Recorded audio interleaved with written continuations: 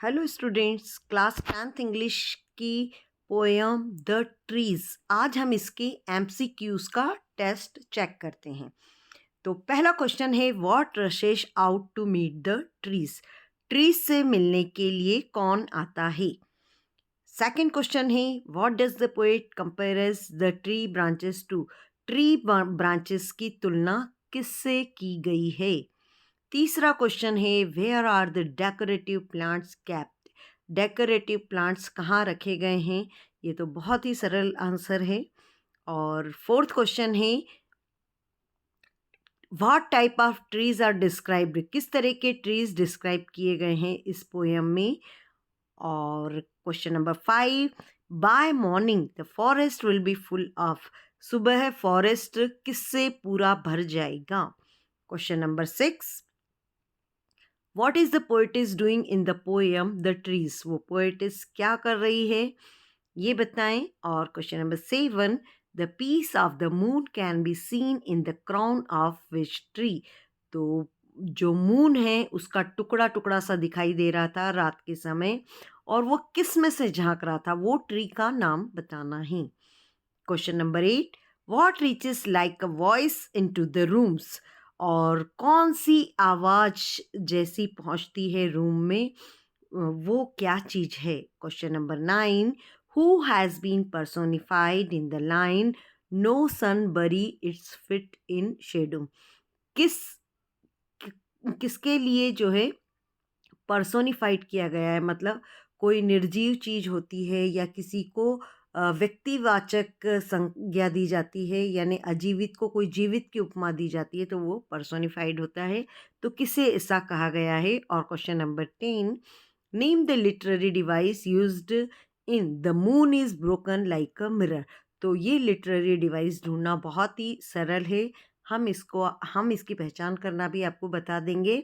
अब देखना शुरू करते हैं इनके आंसर्स। पहला क्वेश्चन पूछा गया था कि ट्रीज से मिलने के लिए कौन आता है, तो ऑब्वियस है विंड मिलने के लिए आती हैं ट्रीज से। सेकंड में, ट्री ब्रांचेस की तुलना किससे की गई है। जो पेशेंट हॉस्पिटल से डिस्चार्ज होता है, तो जिस तरह से वो बेचैन होता है अपने घर जाने के लिए और वो बिल्कुल रुकना नहीं चाहता, उसी तरह से ये जो ट्री की ब्रांचेस हैं ये भी फॉरेस्ट से मिलने जाना चाहती हैं, रुकना नहीं चाहती हैं। और डेकोरेटिव प्लांट्स कहाँ पर रखे गए हैं, तो ये पोएटिस के घर में रखे गए हैं। क्वेश्चन नंबर 5, किस टाइप के ट्रीज डिस्क्राइब किए गए हैं इस पोएम में, तो वो डेकोरेटिव ट्रीज हैं।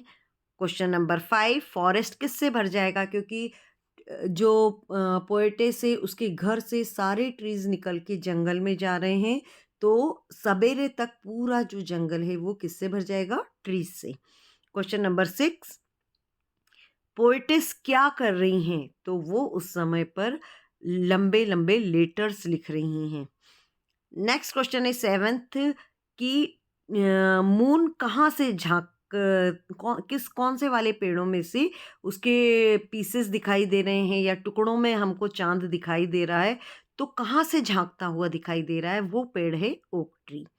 क्वेश्चन नंबर 8, तो किस कौन पहुंच रहा है रूम तक, तो वो पहुंच रही हैं लिव्स और लिचेंस की स्मेल, उनकी गंध पहुंच रही है। क्वेश्चन नंबर 9, और किसको पर्सोनिफाइड किया गया है, तो यहाँ पर सन को पर्सोनिफाइड किया गया है, क्योंकि सन के तो एक्चुअल में कोई फिट है नहीं, पैर है नहीं, लेकिन सन का बताया गया है कि उसके भी पैर हैं। तो एक तरह से सूर्य को ही यहाँ पर व्यक्तिवाचक संज्ञा दी गई है।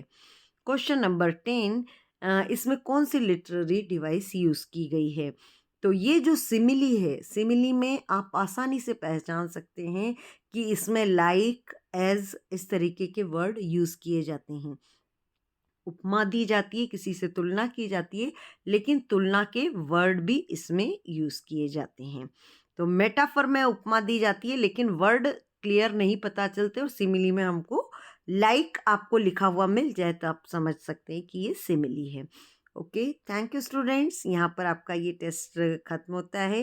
उम्मीद करती हूँ आपको फुल मार्क्स आए होंगे। Thank you.